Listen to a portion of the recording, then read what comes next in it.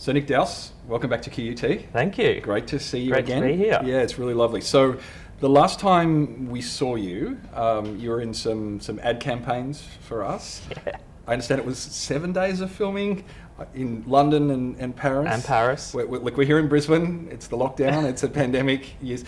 Tell us what's happened since then. Tell us a little bit about your career. Tell us what you're doing now and how you got there. So a lot has changed since, I think it was mid-2018 when we did that campaign. I decided to leave private practice and get an in-house role at Facebook. So That's a small startup or I think you might be familiar with Facebook. Okay, I'm familiar with Facebook. Also Instagram, WhatsApp, Oculus. All of them, right, okay. I was working at Ashurst at the time, and Facebook was a client of the firm, and I'd been working on some transactions for Facebook. And a job came up in the London office, and I just thought, I'm going to give it a go. That sounds like an amazing place, get to be at the cutting edge of exactly the kind of legal work that I'm interested in. So I gave it a go, got the job, and I've never looked back. Here you are. So you've been at Facebook now for 2.5 years? 2.5 years, yes. So when you were at Ashurst, were you doing that kind of work? What was the work you were doing at Ashurst, and now what's the work you do at Facebook? Yeah, so I had a broader practice when I was at Ashurst. I worked in the digital economy transactions team. So that was a broad TMT focus on digitalization. For those listening at home, TMT? Technology, media, and telecommunications. It's the new one these days. Yeah, exactly. No, everyone calls it TMT. The first time I heard it, I thought, what on earth is that? Yeah, right, so you're working in TMT.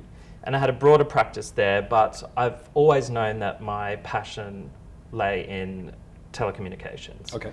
And a specific network infrastructure legal role came up at Facebook. So that's allowed me to hone in on what I'm really passionate about and work on every day. So what does network infrastructure lawyering look like? So network infrastructure, I'm talking about physical infrastructure to make the internet work. Yeah. So that means optical fibre, subsea cables, wireless transmission technologies.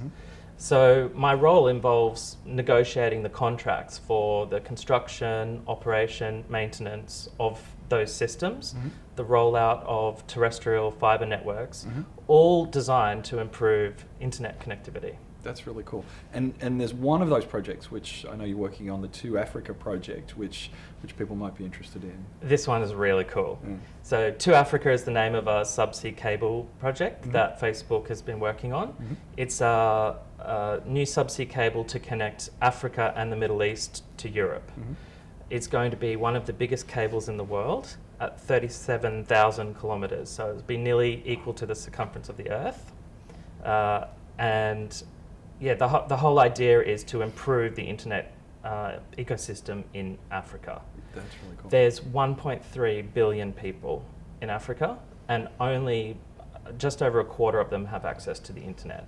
So this will actually radically change those people's lives. This is going to be a step change for the continent. That's fantastic. So when you were here at QUT, did you imagine doing these kinds of deals, these kinds of projects? If you had told me that I would be working on submarine cable transactions when I started uni here in 2007, I would have never believed you. You wouldn't have known what a submarine cable transaction I didn't even know it existed. Right. Exactly. Right. So a lot of people, when they think of the internet, they think of the cloud. Sure. But the fact is, over 90% of internet traffic travels through these cables that are laid at the bottom of the ocean. Sure.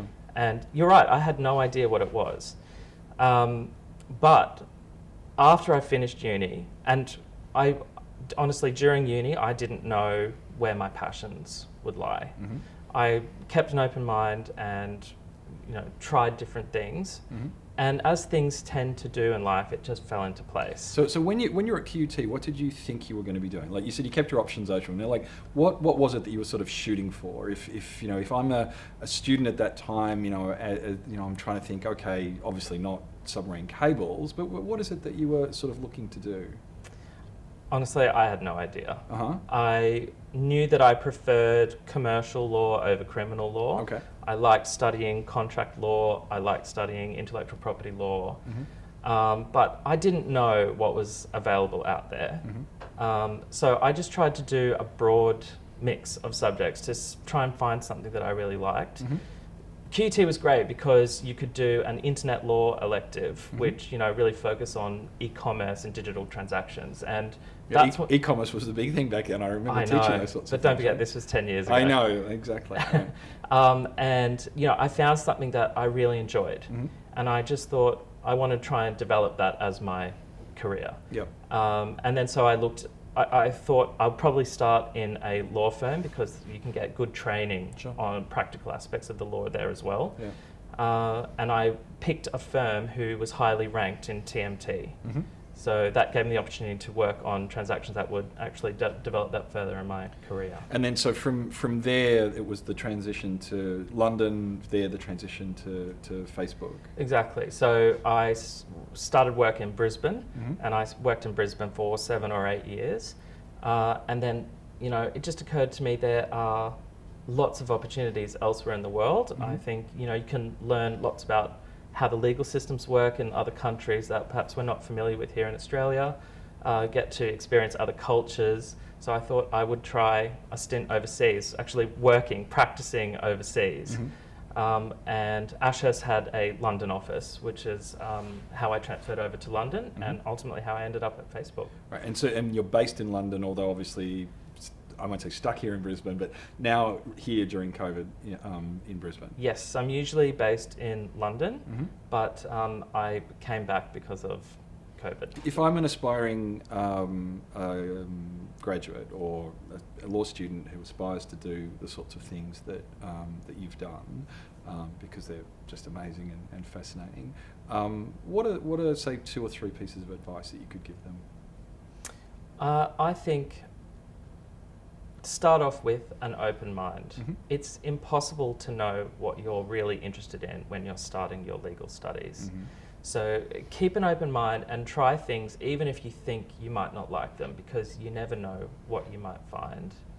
I think be committed to the study of law, because it can be challenging at times and you really have to put your heart and soul into it. But if you do, it will pay dividends. So I recommend, really trying your best in your studies.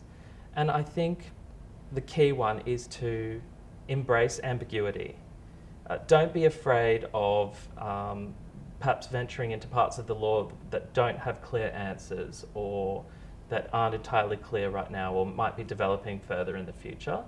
I think that's where you'll find the most interesting and intellectually stimulating parts of the law. The other thing that's really great about your career is that you ended up where you've ended up, but you did it from Brisbane, and I think that there's a lot of graduates who sort of think there's just no way that I could do that sort of thing. And what you've actually demonstrated is, do some IP, that was the thing that you were interested in, then you got a job here, and then from there able to take on the world. And I think that's something which I don't imagine you thought was going to happen when you graduated, but is really inspiring. I was born and raised in Brisbane. There's nothing special about me. I just tried my hardest at uni and kept an open mind about exploring the world and taking opportunities when they come. And that's how I've ended up where I am. So there's literally nothing special about me. Anyone who's in a similar situation would be able to achieve those sorts of things if that's what they're interested in. Yeah. The next stage of your career, I mean, obviously the pandemic has kind of caused us all to sort of hit the pause button a little bit, but what do you think is the next part of the Nick Dowse story? Yeah, I mean, it's hard to know. I think, a global pandemic like this has really put things into perspective and actually brought into sharp focus exactly the kinds of things that I'm working on. Without telecommunications infrastructure, we wouldn't be able to be working efficiently from home, etc. So, I've still got a lot to learn. I'm still, in the early parts of my career. So I'm just excited to see what could happen in the future and, continue working on the things that I'm passionate about. Well, we can't wait to see all of the things that you do. Proud alum of QUT Law. Thank you. Nick Dowse, thank you so much for your time. Thank you, Dan.